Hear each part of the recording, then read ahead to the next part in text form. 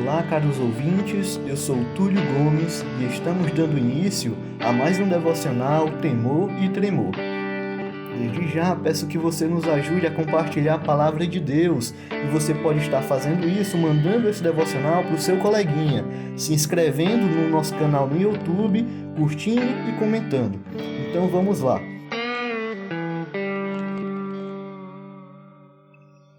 Nosso texto bíblico de hoje se encontra no livro de Atos, capítulo 5, versículo 33 ao versículo 42.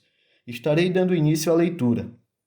Eles, porém, ouvindo, se enfureceram e queriam matá-los. Mas levantando-se no sinédrio um fariseu chamado Gamaliel, mestre da lei, acatado por todo o povo, mandou retirar os homens por um pouco.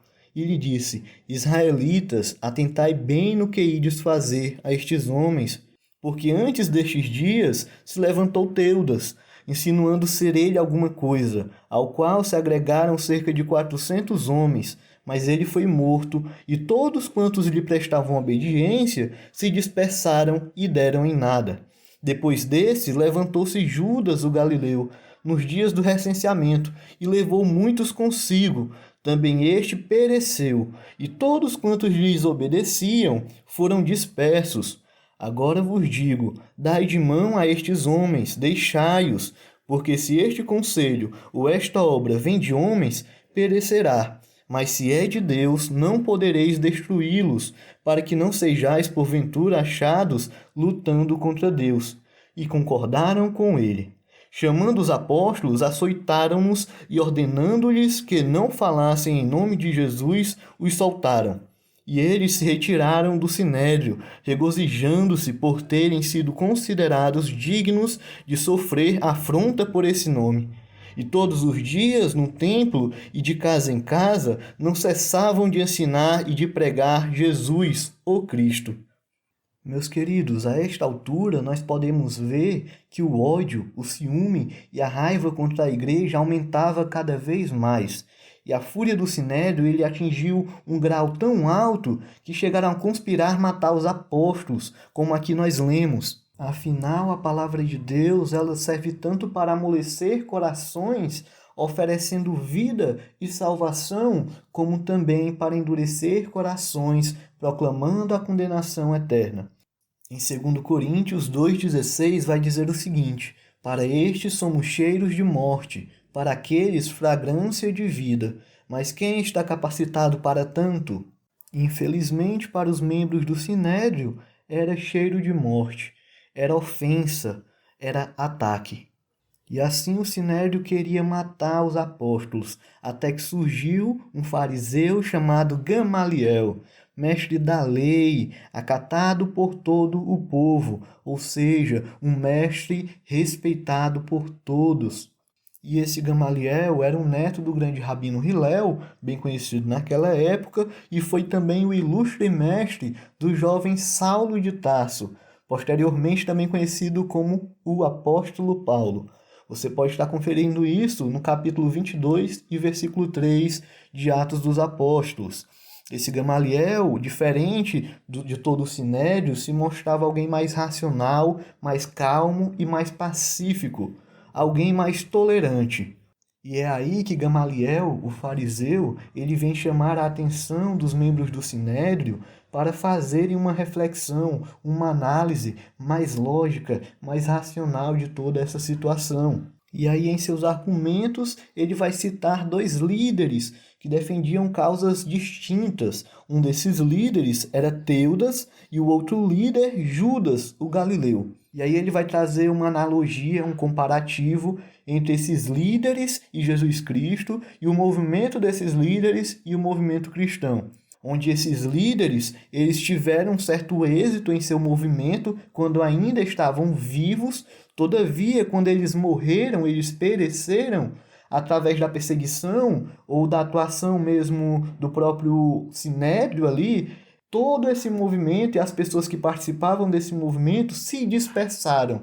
Ou seja, era tudo questão de tempo. Os líderes, os movimentos e os seguidores que ganharam com o tempo, com a morte da liderança, com a perseguição, tudo aquilo seria desfeito, tudo aquilo se dispersaria. As pessoas esqueceriam de tudo aquilo, deixariam tudo aquilo de lado com o tempo.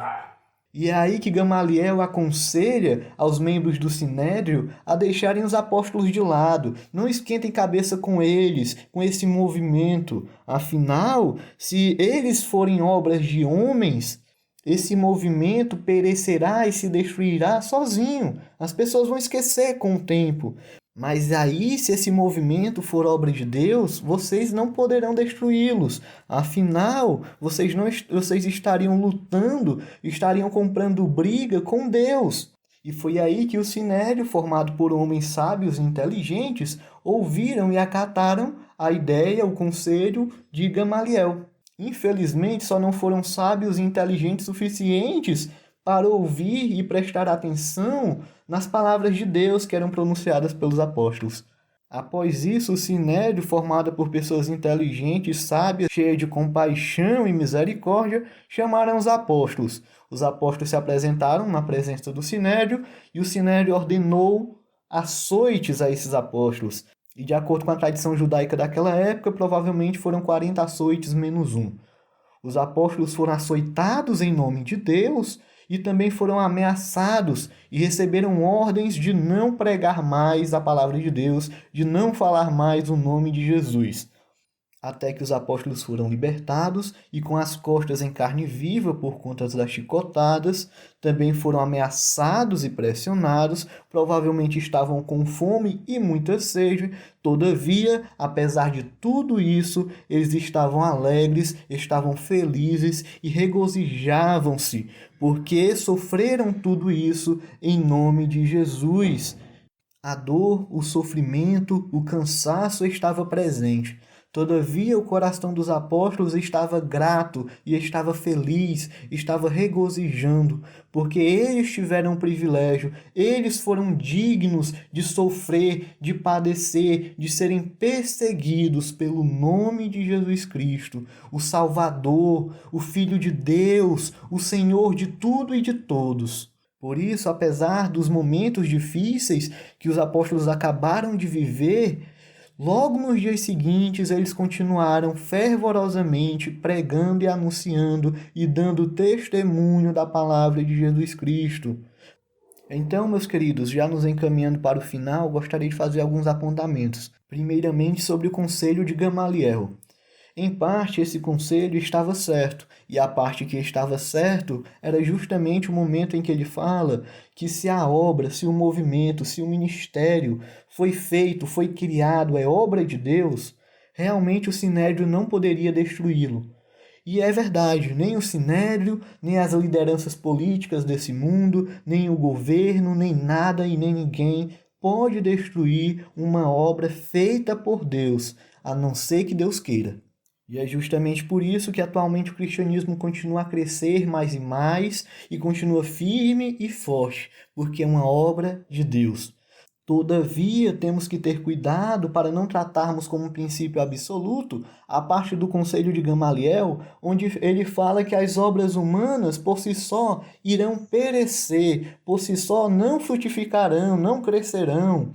Por quê? Porque assim pode nos levar a sermos passivos, pode nos levar a não querer punir ninguém, pode nos levar a não querer justiça e nem consertar ninguém. É claro que quando Jesus Cristo retornar na sua segunda vinda para o julgamento final, tudo aquilo que não era obra de Deus e nem obra de Jesus Cristo realmente irá perecer e irá para a condenação eterna. Mas enquanto isso, aqui na Terra, nós podemos ver que muitas das falsas religiões, muitas seitas heréticas, muitos pastores e cristãos e líderes religiosos cristãos cheios de heresias estão tendo um certo sucesso, estão frutificando de acordo com os padrões desse mundo, estão cada vez mais ganhando seguidores. O islamismo não se encontra fraco, o islamismo não se encontra ao ponto de perecer. Não. As coisas ruins e erradas, coisas criadas pelas mãos humanas, muitas delas têm sim obtido sucesso segundo os padrões humanos. E nós devemos ter cuidado, nós não devemos nos calar, nós não devemos deixar para lá, nós não devemos deixar de buscar fazer justiça, de procurar anunciar o evangelho, de procurar mudar a mentalidade dessas pessoas, de procurar consertar o erro. Nós devemos sim agir como cristãos. Eu gostaria de saber de você, caro ouvinte que está aqui nos escutando. Como anda a sua caminhada com Cristo? Como está o desenvolvimento da sua fé? Você está perseverando? Você está perseverando como os apóstolos perseveraram? O que tem lhe impedido de anunciar o Evangelho, de ir à igreja, de ler a Bíblia? O que tem lhe impedido de louvar, de falar para o seu amigo, para o seu vizinho, de testemunhar Cristo?